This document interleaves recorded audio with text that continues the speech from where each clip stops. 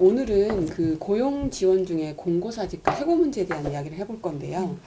사실 제가 아는 친구가 의사 선생님이신데 무슨 요즘 애들은 그렇게 사연들이 많은지 할아버지 할머니를 막 여러 번 돌아가시게 만들더라고요. 예, 아무래도 이제 근로자 채용 관리 어려움에 대한 얘기를 하는 부분인데요. 공고사직에 대해서 설명해 주시겠어요? 네. 그러니까 권고사직은 네. 회사랑 직원이 사직에 대해서 합의해서 합의 해지로 끝나는 건데 네. 이제 보통 자진퇴사랑 권고사직을 좀 헷갈리시는 게 네. 권고사직은 단어 그대로 사직을 회사가 직원한테 권고를 하는 거죠. 네네. 네. 그렇게 해서 근로자가 오케이 해서 근로자가 동의를 하면 근로관계가 합의 해지되는 게 권고사직. 네. 근데 거기서 또 좀 실무적으로 헷갈리는 포인트가 해고. 해고는 근로자의 의사를 그 사직에 대한 의사를 묻지 않고 네. 회사가 일방적으로 이러이러한 잘못을 했으니 너 아웃. 해고 통보. 이게 해고인 거예요. 그래서 권고사직은 단어 그대로 회사가 사직을 권고하는 거다라고 생각하시면 될 것 같아요. 네. 만약 그 청년 내일 채용 공제라는 게 있잖아요. 네. 그걸 가입 중이라면 뭐 이게 퇴사 6개월 내에 재취업 시 재가입 가능한 걸로 아는데 맞나요? 네, 저기 6개월이 아니고요. 네. 12개월 이내에 가능하고요. 네. 권고사직 사유 자체가 네. 그러니까 회사의 기책사유, 예를 들자면 그동안에 임금이 체불이 됐다든가, 네. 뭐 직장 내 괴롭힘이 있었다든가, 네. 예, 뭐 성희롱 사건이 있었다든가, 또는 뭐 회사가 폐업, 부도 뭐 이랬을 경우에 네. 그런 경우에는 6개월 이내에 재가입 가능합니다. 그럼 권고사직 처리를 하게 되면 그 네. 회사는 어떤 페널티 같은 게 적용되나요? 뭐 과태료나 벌금 뭐. 과태료나 벌금 같은 건 일단 없고요. 네. 권고사직을 처리하게 되면 일단은 가장 기본적으로 근로자분들이 실업급여를 받잖아요. 그래서 뭔가 일단 회사가 제일 걱정하시는 게 네. 우리가 이런 실업급여를 받게끔 하는 것 자체가 혹은 네. 권고사직을 했다는 이력이 남는 것 자체가 우리가 뭐 고용보험이 블랙리스트로 오르는 거 아니냐 이런 고민을 좀 많이 하시거든요. 맞아요. 근데 일단 그런 건 없어요. 그런 건 없으니까 실제 권고사직을 했고 네. 거기에 대해 실업급여를 받게 해줬을 때 회사의 페널티는 없다. 오히려 뭐 이제 뭐 실무적으로는 사실 권고사직이 아닌데 실업급여를 타게 해주려고 권고사직 해주면 안 되냐라는 근로자 요청이 있을 때가 이제 좀 부정수급에 관한 리스크가 있어서 그렇게는 절대 하시면 안 되는 거고 네. 그 이외에 진짜 권고사직이라서 권고사직 처리를 했다라고 했을 때 불이익은 일단 고용지원금에 제한이 있을 수 있어요. 네, 뭐 청년 내일 채용 공제 같은 경우에는 네. 그걸 이제 실시하고 있는 기업에서는 이제 다른 근로자들의 일부 혜택을 못 볼 수 있는 가입할 수 있는 인원이 일부 제한된다거나 네. 아니면은 올해 새롭게 시행된 이제 지원금 중에서 네. 청년 일자리 도약 장려금이라는 게 있어요.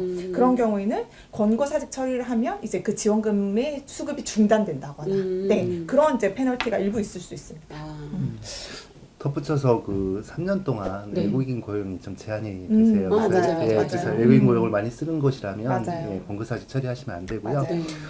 이렇게 직접적인 불이익보다 저는 이제 그 회사의 어떤 문화적인 측면에서 접근을 하자면 대내적으로는 아무래도 직원들이 경영진에 대해서 좀 불신이 있을 수 있고요.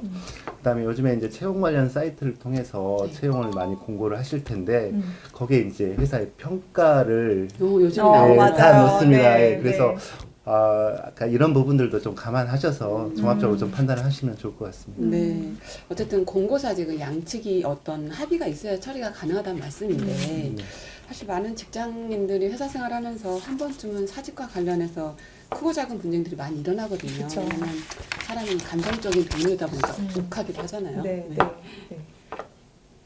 그래서 이제 뭐 가끔 이제 발생하는 사례가 대표님께서는 좀 이 직원이 일을 좀 잘 못한다. 네. 내가 시킨 대로 수행을 제대로 못한다. 네. 그래서 다른 일을 한번 해봐라라고 다른 업무를 시켰어요. 맞아요. 그런데 이 직원이 나 그 일은 하기 싫다, 못한다. 예, 실제 저희 이제 회원사에서도 사례가 그 직원이 해외 영업을 하기 위해서 뽑혔어요. 해외 영업을 했는데 너무 일을 못하고 바이어들한테 컴플레인이 있는 거예요. 그래서 이제 생산 재고 관리를 시켰어요. 그런데 그게 뭐 대단하게 뭐 허드렛 일이라거나 이런 거 아닌데 부득불 안 하겠다고 하는 거예요. 네, 그럴 것 같으면 이제 대표님은 욱 하시니까 그럴 것 같으면 관둬라고 했는데 이 분이 이제 그거를 딱 꼬투리를 잘 잡으신 거죠. 저 지금 자르시는 건가요? 네, 녹음? 막 이렇게 되는 거죠, 이제.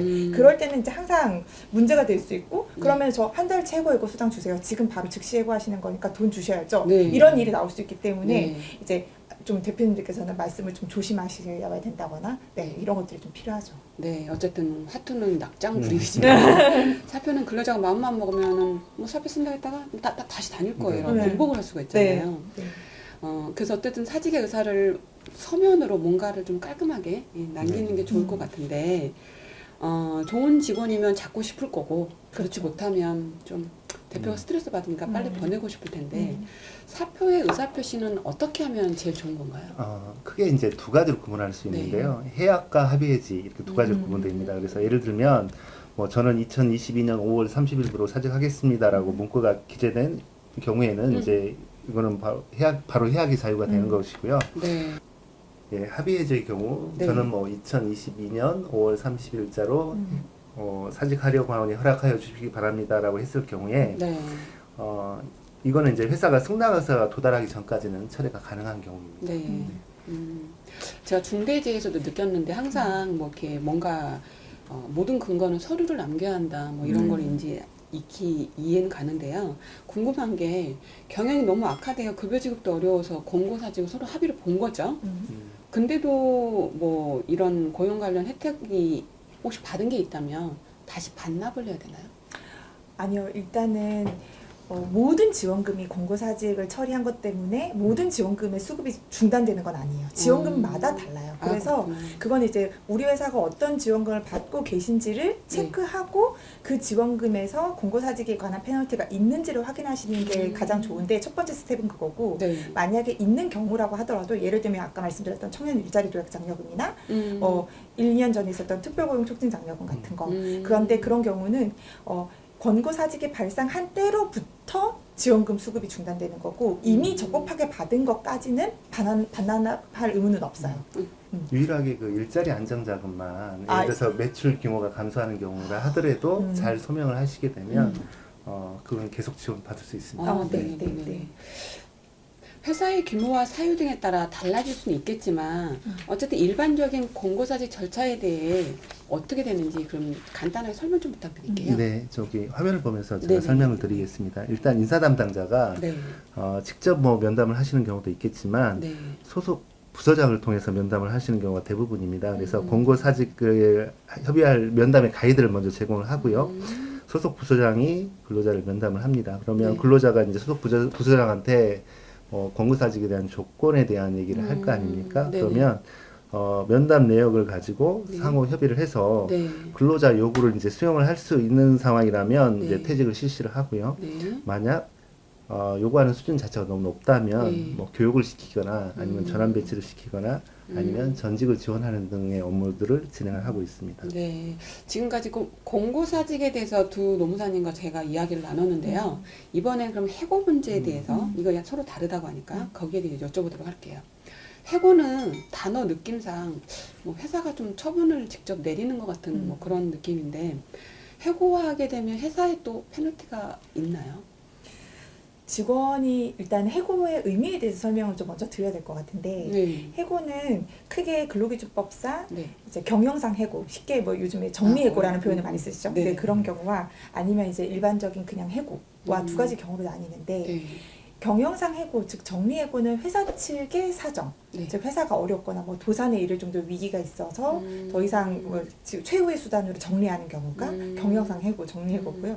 그게 아니라 일반적으로는 근로자에게 귀책 사유가 있어서 이제 네. 해고하는 경우가 보통 통상적인 해고죠. 네. 그래서 일반적으로 더 많은 케이스인 근로자에게 근로계약 관계를 더 이상 유지할 수 없을 정도의 귀책 사유가 있어서 신뢰관계가 깨져서 하는 해고라고 하면 일단 회사의 페널티는 없어요. 네, 잘못한 근로자를 내보내는 거니까. 네, 그리고 이로 인해서 혹시 아까 권고사직 우리 얘기할 때 실업급여 얘기했었잖아요. 그래서 그러니까 해고를 당한 근로자도 실업급여를 받을 수 있느냐라는 질문을 가끔 하시거든요. 근데 받을 수 있는 경우와 아닌 경우로 나뉘는데 근로자의 귀책이 중대하게 잘못한 경우에 해고를 당했다라고 하면 실업급여를 못 받고 해고를 당했지만 경미한 사유로 해고를 당했다라고 하면 실업급여를 받을 수 있어요.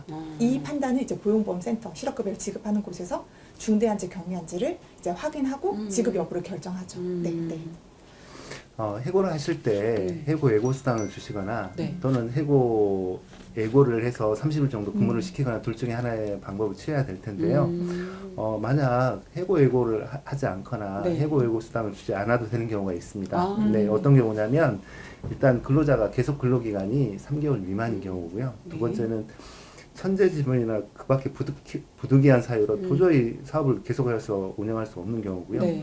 세 번째는 근로자가 고의로 사업에 막대한 지장을 초래하거나 재산상손을 끼친 경우, 예를 들자면 회사의 물품을 몰래 훔치거나 그 회사의 중요한 정보 자료를 경쟁사에 넘기거나 이런 경우에는 따로 해고 예고 수당이나 해고 예고를 하실 필요가 없고요. 네. 해고 예고와 관련돼서는 네. 5인 미만이나 5인 이상 구분하지 않고 다 하셔야 됩니다. 근데 해고 예고를 하지 않으면 회사한테 또 어떤 불이익이 있지 않나요?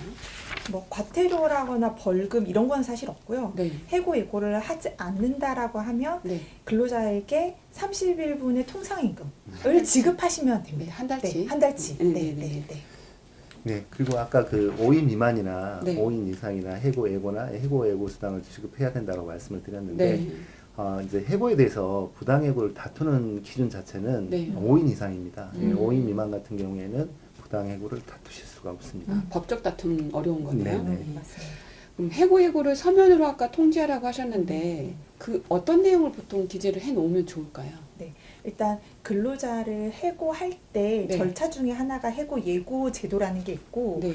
네, 근로자에게 해고를 통지할 때 그러니까 네. 해고 예고는 반드시 서면으로 하지 않아도 상관없어요. 네. 30일 전에 통지하는 건. 그런데 해고에 관한 통보는 반드시 서면으로 해야 돼요. 그래서 보통은 실무적으로 해고 예고를 할 때 해고 통보를 같이 해버리면서 서면 통보를 같이 하죠. 그때는 해고의 사유와 해고의 시기를 반드시 적어야 됩니다. 그러니까 취지는 근로자가 갑자기 일자리를 잃으니까 어떠한 사유로 내가 해고를 됐는지 알아야 된다는 거예요. 그리고 내가 언제 해고를 당하는지 알아야 된다. 그래서 그 해고의 사유를 구체적으로 뭐 이러이러한 내용이 뭐 비위행위가 발생해서 이런 내용들은 취업규칙 몇 조 몇 항에 위반되는 사실을 확인했기 때문에 해고 처분을 내린다. 몇 월 며칠자로 해고가 된다. 라는 내용이 반드시 서면으로 들어가야 되는 거죠. 근데 사실 요즘 같은 디지털 세대에 음. 지금 자꾸 서면 하니까 서면은 뭔가 이게 텍스트로 뭔가 있어야 한다는 종이, 생각인데 네. 문자나 뭐 카톡이나 메일 뭐 이런 걸로 통지도 되는 건가요?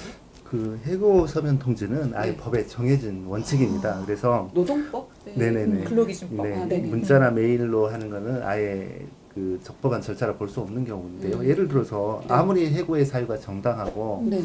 해고가 정말 그 징계 규정상 뭐 맞다고 하더라도 네. 또 절차도 다 지켰다 하더라도 서면 통지를 안 한 것 자체가 부당해고의 첫 번째 기준이다라고 맞아요. 말씀드릴 수 있습니다. 네. 사실 소규모 사업장인 경우에는 관리직도 몇 명 되지도 않고 솔직히 이런 것들 다 끼고 알고 계시는 사업장이 얼마나 있을까. 사실 우리나라는 유독 노동법이 강해서 정말 대한민국 오너 CEO들 사업하기 정말 대단하다는 생각이 드는 밖에 안 드는데 또 궁금한 게요. 아까 해고 예고를 30일 전에 해야 한다 뭐 이렇게 말씀하셨는데 뭐 예를 들면 뭐 보름 전에 한다 뭐 이러면 거기만 수당을 주면 되는 건가요? 아니요. 안타깝게도 네. 해고 예고 수당은 이제 비례 계산이 안 되거든요. 아, 그래서 30일 전에, 그러니까 한 달 전에 통보를 하라고 했는데, 네. 뭐 극단적으로 29일 전에 했다. 그럼 하루치 돈만 뺄 수 있냐? 아니고, 네, 그냥 무조건 그 기한을 지키지 않으면 한 달치 수당을 무조건 주셔야 됩니다. 아까 공고사직의 경우에는 뭐 상황에 따라 처리가 가능하다고 말씀하셨는데 네. 반대로 회사가 해고 예고를 일방적으로 정할 수도 있는 건가요? 원칙적으로는 뭐 네. 특별한 규정은 없습니다만은 뭐 근로자와 회사가 동의만 한다면 얼마든지 네. 처리는 가능할 걸로 판단됩니다. 그렇군요. 마지막으로 그 자진퇴사의 경우 이제 질문을 드리도록 할게요. 자진퇴사는 말 그대로 근로자가 스스로 개인 사정에 의해서 사직을 하는 건데 공고사직과 해고의 차이를 말한다면 회사 입장에서 좀 설명 좀 해주시겠어요? 일단은 자진퇴사는 네. 근로자 개인의 일신상의 사정으로 본인이 회사를 퇴사하는 거잖아요. 네. 그래서 뭐 거기서 이제 사직서를 제출할 수도 있고 뭐 부두상 얘기를 할 수도 있는 거고. 네. 네. 그럴 경우에는 일단 회사는 그 사직서를 수리하면 되는 것이고 실업급여는 일단 뭐 실업급여를 받게 해줄 의무는 없죠. 회사가 그쵸. 자진퇴사한 실업급여가 네. 안 되니까 그런데 앞서 말씀드린 것처럼 권고사직은 이제 근로자가 실업급여를 신청해서 수급할 수 있는 거고 해고도 해고의 사유가 중대하냐 아니냐에 따라서 실업급여 유무가 달라지는 거고 네 그리고 아까 저희 김 노무사님께서 말씀 주셨던 대로 이제 권고사직을 처리했을 때 회사 입장에서는 외국인 근로자를 고용하고 있는 경우, 네, 뭐 제조업이나 이런 경우는 많잖아요. 그랬을 때는 이제 외국인 근로자를 고용하고 있는데 내국인 근로자를 권고사직했다라고 하면 이제 외국인 근로자의 수급에 제한을 받아요. 그래서 그런 부분들이 불이익이 있을 수 있고 지원금이나 이런 것들이 불이익이 있을 수 있기 때문에 회사 입장에서는 자진 퇴사할 경우에는 크게 신경 쓰실 건 없어요. 네, 오히려 권고사직이나 해고의 경우만 좀 잘 유의해서 챙기시면 될 것 같아요. 지금 실업급여에 대해서 이제 말씀하셨는데 자진퇴사는 대상이 아니라고 했잖아요. 자진퇴사는 그럼 구직급여를 전혀 받을 수 없는 건가요? 아닙니다. 경우에 따라서는 받을 수가 있는데요. 아까 그 자진퇴사라고 말씀을 하셨지만 네. 근로자가 자진해서 퇴사할 수밖에 없는 상황이 분명히 있을 겁니다. 그렇죠. 예, 예를 들자면 도저히 몸이 아파서 업무를 아. 수행할 수 없는 경우가 있을 네. 거고요. 그다음에 직장 내 괴롭힘을 당하거나 맞아요. 아니면 직장 내에서 뭐 성희롱을 당했다든가 아니면 성적인 차별을 받았다든가 네. 이런 경우에 해당될 수 있을 것 같고요. 그다음에 주 50시간을 넘어서 아주 장시간 근무를 한다든가 임금을 계산해 봤더니 뭐 최저임금이 위반했다든가 처음에 채용할 당시하고 근로조건이 완전히 바뀌었다든가 네. 이런 경우에도 자진 퇴사할 수밖에 없겠죠. 그다음에 마지막으로 회사가 커지면서 뭐 지방에다가 뭐 회사를 하나, 사업장을 하나 더 만들어서 발령을 냈는데 출퇴근이 도저히 불가능한 경우 있습니다. 예를 들어서 뭐 왔다 갔다 뭐 3시간 이상인 경우. 예를 들자면 그쪽에 뭐 사택을 제공했다 그러면은 조금 실업급여 받기는 어렵겠지만 네. 뭐 사택 제공이나 이런 거 없이 그냥 출퇴근을 막 3시간 이상을 해야 된다라고 하면 이거는 생활상 불이익이 너무 커서 아마 그만둘 수밖에 없을 겁니다. 그러면 이런 경우에는 네. 설령 자진퇴사를 했다 하더라도 실업급여를 수급하실 수 있습니다. 마지막으로 질문 하나 드릴게요. 사업장이 고용보험에 혹시 가입되어 있지 않는 경우, 이 경우에는 요건 충족을 못한 건데 이런 경우에는 구직급여를 전혀 받을 수 없을까요? 그러니까 기본적으로 근로자를 고용하고 있는 사업장이라면 네. 4대 보험이 가입은 다 하셔야 되는 게 원칙이에요. 아. 네, 그래서 일단 회사에서는 사업장에 4대 보험을 일단 가입을 하는 게 맞고, 네. 그래서 만약에 근데 근로자분이 4대 보험 가입을 안 했다 그러면은 소급해서 자격을 취득해서 네. 그 사실관계를 확인하고 네. 3년치에 대해서 소급 취득을 해서 그 기간 동안에 실업급여, 그러니까 고용보험 피보험 자격을 취득하고 네. 그 이후에 구직급여 다시 신청하는 방법이 있긴 합니다. 그러니까 전혀 불가능하진 않아요. 다만 이제 소급해서 취득하는 거니까 지연 신고에 대한 과태료가 좀 나올 수도 있을 것이고, 그리고 그동안 내지 않았던 보험료를 3년치를 한꺼번에 내야 되는 거니까 보험료를 다시 내야 되는 거고 그런 문제들이 있겠죠. 네. 네. 네. 코로나로 되게 힘든 시국인데 공고사직을 할 때나 해고할 때 대표님들이 주의하셔서 이런 불이익은 받지 않으셨으면 좋겠습니다. 자진해서 퇴사했다, 실업급여 받게 하면 안 되겠죠? 그럼요. 큰일 났습니다. 네. 오늘 도움 말씀 감사합니다. 네, 고맙습니다.